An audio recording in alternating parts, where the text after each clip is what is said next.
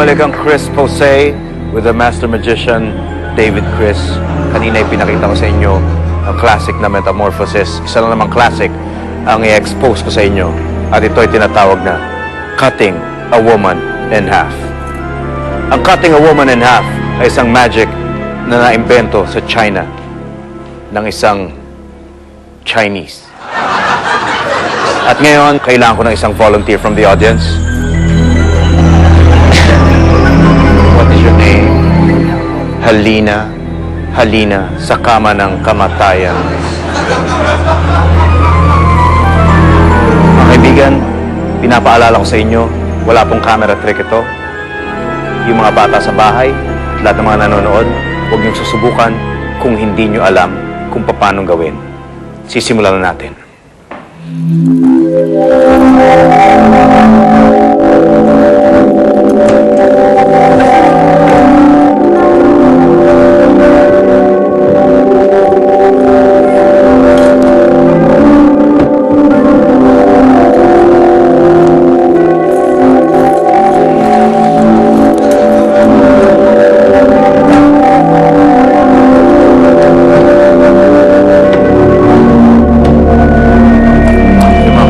Makikita nyo,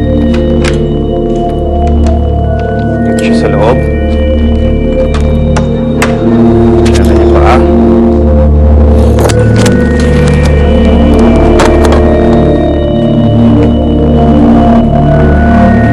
Tatali natin siya para siguradong hindi makawala. Dahil pag siya ay nakawala, hindi natin siya makahati. Ladies and gentlemen, prepare to be amazed.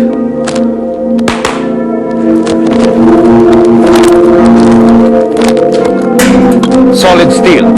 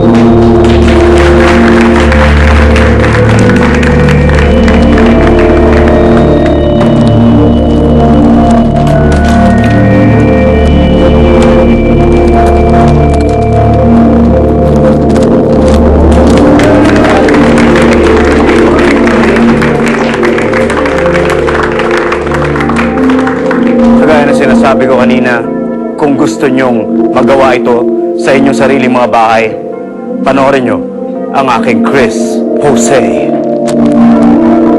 Watch and learn. Pangkaraniwang babae, kahit sino ay pwedeng gamitin. Ihiga lang ng tama sa isang pangkaraniwang kahoy na higaan. Yan ang pinaka-importanteng move. Dahil pag tinakpan ko na ng ganyan, Nagpapasukan ang mga doktor na mahiwaga. Ang mga doktor na mahiwaga ay mga eksperto sa pagpuputol ng katawan ng babae. Pagtapos ng operasyon, ay mabilis na mawawala ang mga mahiwagang doktor. At pagka natakpan ng ganyan, dapat magtago muna yung kalahati ng kanyang katawan.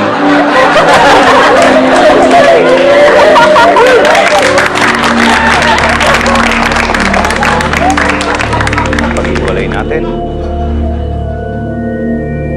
Ayan. Ganun lang po kadali yun, mga kaibigan. So more or less, yan po ang explanation. Talaga pong hiniwa at pinutol ang volunteer. Kailangan din po na mabilis tumakbo yung mga paa ng volunteer. Hindi po nagmamadali. At sa tulong po ng mga mahiwagang doktor, ay ibabalik na ang kalahating katawan. Pero dahil sa bilis ng mga doktor, hindi nyo nahahalata. Kung noon po ay tinatahi, ngayon meron na po nung medical tape na ginagamit kung saan ita-tape na lamang yung sugat. At ito ay kulay balat, kaya hindi nyo rin mahahalata. At eto na, presto!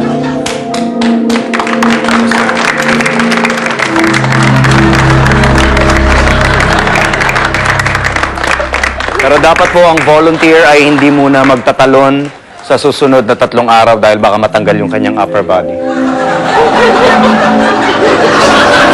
Sana po ay nag-enjoy kayo sa aking Chris Posay. This has been your Master Magician, David Chris.